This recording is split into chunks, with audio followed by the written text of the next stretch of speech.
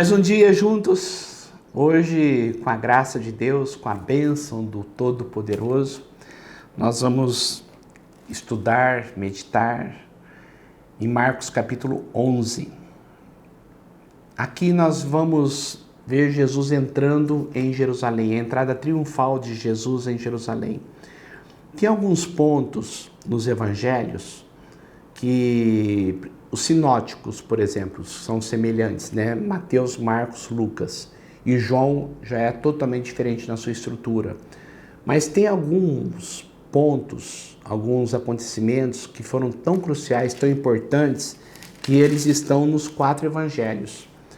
E este da entrada triunfal de Jesus em Jerusalém é um desses episódios importantes, que está nos 4 evangelhos, tá? Quando Jesus entra em Jerusalém, sentado num jumentinho, eu acho interessante demais a humildade de Jesus, o jeito dele lidar com as pessoas. Jesus era uma pessoa extremamente carinhosa, uma pessoa carismática, uma pessoa sorridente. Por que nós podemos afirmar isto? As crianças gostavam muito de Jesus. Você já viu criança gostar de gente carrancuda? Então era uma pessoa sorridente, uma pessoa humilde, uma pessoa acessível.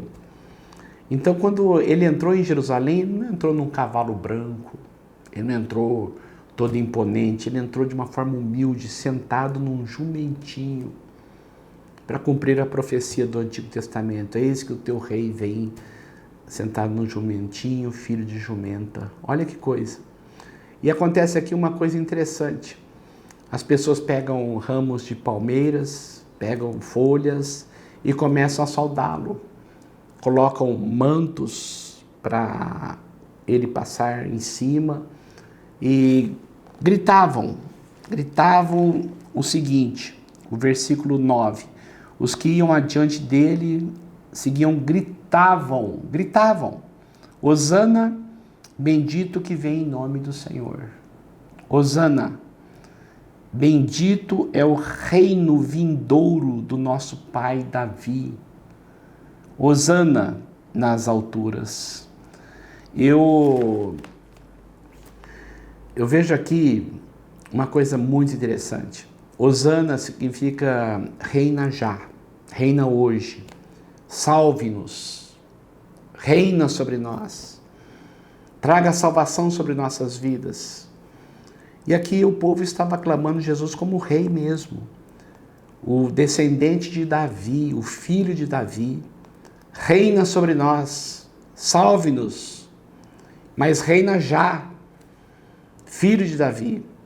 E foi essa expressão de aclamação que eles estavam colocando ali. Agora, é interessante que as expectativas das pessoas, né, em relação a Deus. Tem muitas pessoas que têm uma expectativa no ponto de vista humano em relação a Deus que acabam se frustrando com o próprio Deus. Porque essas mesmas pessoas que clamavam Hosana, uma semana depois estavam gritando crucifica-o, fora com este, solta-nos Barrabás. É a multidão volúvel. É a multidão totalmente instável.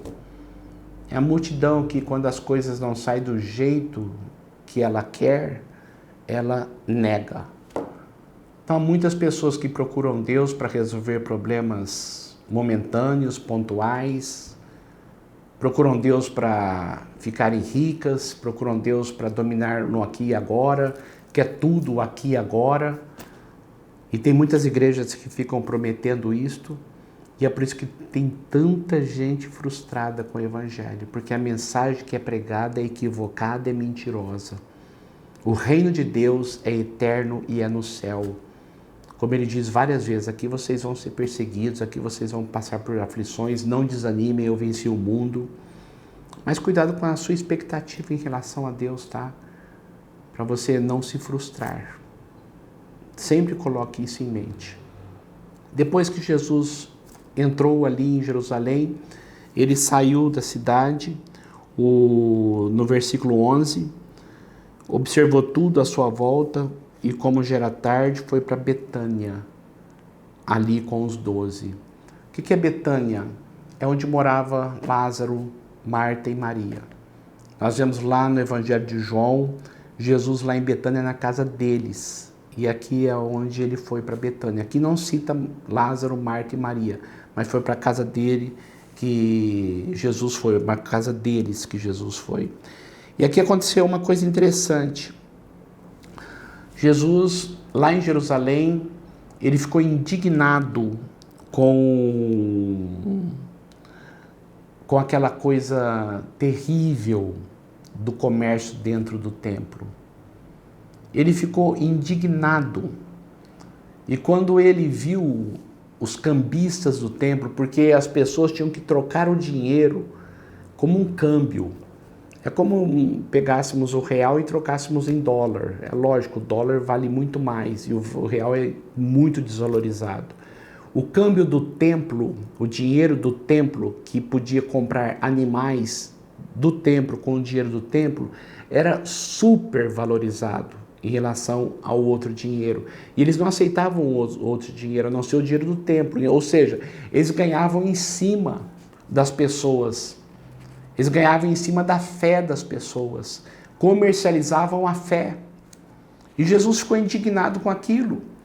Aquelas pessoas ali levando pombas, levando cordeiro, levando cabrito, e aquele comércio dentro do templo.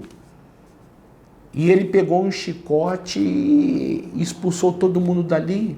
E falou, a casa do meu pai é chamada casa de oração, e vocês têm transformado-a em covil de ladrões.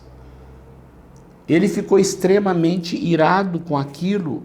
Olha só o que diz aqui no texto. O versículo 15, chegando a Jerusalém, Jesus entrou no templo e ali começou a expulsar os que estavam comprando e vendendo. Derrubou as mesas dos cambistas, aqueles que trocavam o dinheiro do câmbio ali do templo. Derrubou as mesas dos cambistas, as cadeiras dos que vendiam pombas, e não permitia que ninguém carregasse mercadorias pelo templo. E ele os ensinava, dizendo, não está escrito, a minha casa será chamada casa de oração para todos os povos? Mas vocês fizeram dela um covil de ladrões. Olha que coisa. Queridos, não é diferente hoje o que tem acontecido em muitas igrejas. As pessoas estão comercializando o evangelho. Nós começamos a perceber igrejas como empresas, pastores como empresários, dízimo como moeda de troca, o evangelho como um produto a ser consumido e os cristãos como consumidores. É muito triste o que tem acontecido na igreja. É muito triste. Não é diferente da época dos cambistas do templo de Jerusalém. Não é diferente do que está acontecendo hoje. É muito triste a comercialização do evangelho, a banalização do evangelho. E como ele diz aqui, vocês têm transformado algo sagrado num covil de ladrões. É muito triste isso. Então, cuidado, viu? Cuidado com algumas igrejas, cuidado com esse evangelho da prosperidade, cuidado com as promessas de você ser rico se você for crente, se você for fiel aos dízimos, enfim, cuidado com isto. Se você for fiel aos dízimos, Deus pode te fazer rico? Pode. Ou você pode ter uma vida muito tranquila e regrada. Quem define isso é Deus. Mas o fator motivacional para eu contribuir com a igreja é o amor que eu tenho a Deus, a responsabilidade e a fidelidade que eu tenho à obra e não uma moeda de troca. Eu dou porque eu quero receber de volta 10 vezes mais ou assim por diante. É o que muita igreja tem pregado. Cuidado com essa pregação mentirosa, que não tem base bíblica nenhuma. Jesus, ele amaldiçoou uma figueira, depois a figueira seca, porque ele foi procurar figos ali e não achou. E no versículo 23, ele dá uma lição muito grande sobre esse acontecimento. Tenham fé em Deus. E eu asseguro que se alguém disser a este monte, levante-se e atire-se ao mar, e não duvidar em seu coração, mas crer que acontecerá o que diz, assim será feito. Ele está falando sobre o poder da fé. Portanto, eu digo, tudo que vocês pedirem em oração, creiam que já o receberam, e assim sucederá. Eu quero que você preste atenção no tempo do verbo. Tudo que vocês pedirem em oração, creiam que já o receberam. Eu vou pedir, mas eu creio que eu já recebi. Ou seja, isso é fé. Eu sei que Deus tem um tempo dele e vai chegar no tempo dele, do jeito dele. Eu creio. E muitas vezes, quando eu peço alguma coisa para Deus, eu creio que ele ouve. E ele pode falar, sim, eu te dou, não, eu não te dou, ou espere que eu te darei. Ele respondeu às nossas orações. Muitas vezes Deus responde com não. Como uma criança pede para o pai um doce antes do almoço, ele fala não. O pai respondeu com não. Muitas vezes nós temos uma visão muito limitada e pedimos coisas que Deus diz, não vou dar, porque isso não vai te ajudar em nada. Outras vezes Deus diz, eu vou te dar, mas não agora. Agora não é tempo. Espera. Ou então Deus diz, toma, filho, aqui está. É assim que Deus responde às orações. Sim, não e espere. E aqui está dizendo, creia que Deus já o recebeu, que você vai receber e isto sucederá. E quando estiverem orando, isso aqui é muito interessante, muito profundo. E quando estiverem orando e lembrarem que tem alguma coisa contra alguém, perdoem, ou perdoem-no, para que também o Pai Celestial perdoe os seus pecados. Mas se vocês não perdoarem, também o seu Pai que está nos céus não perdoará os seus pecados.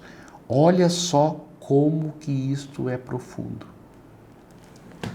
Às vezes eu tenho que pedir perdão para uma pessoa antes de pedir perdão para Deus. Ou às vezes eu tenho que perdoar uma pessoa antes de pedir perdão para Deus.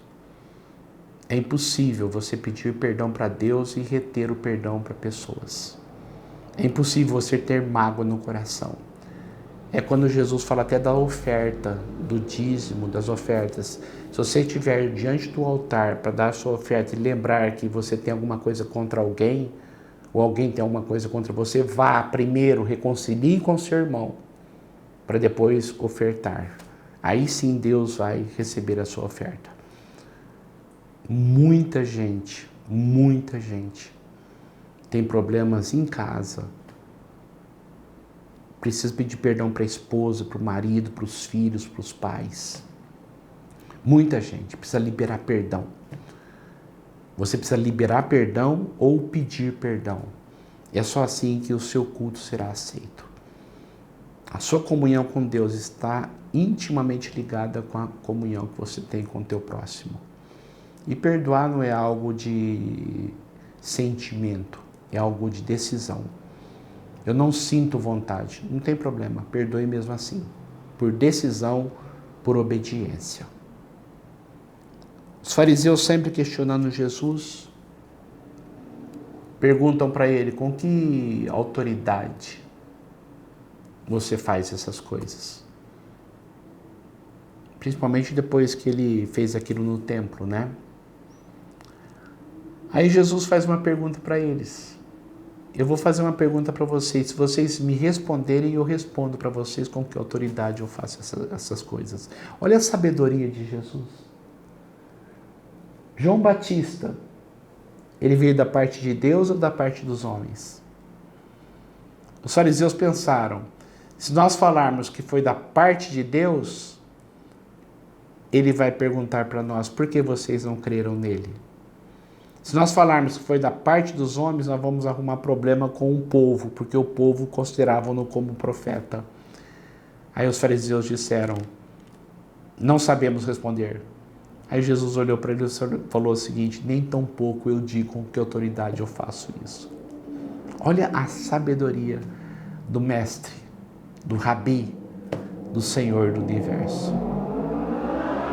É nele que você busca sabedoria. É nele, ele é a fonte. Muitas coisas que acontecem na sua vida você não sabe como lidar com elas. Peça sabedoria para Deus, que Ele vai te mostrar. Peça com fé, que Ele vai te dar. Que Deus abençoe muito você, muito mesmo. Vamos orar. Obrigado, Senhor, muito obrigado por esse tempo tão precioso. Muito obrigado porque o Senhor tem se revelado a nós a cada dia. Muito obrigado pelo crescimento espiritual que o Senhor tem nos dado. Muito obrigado pela palavra do Senhor que é viva e eficaz. Muito obrigado porque o Senhor tem nos ajudado a compreender a Tua palavra. Muito obrigado por esse tempo. Muito obrigado por essa devocional.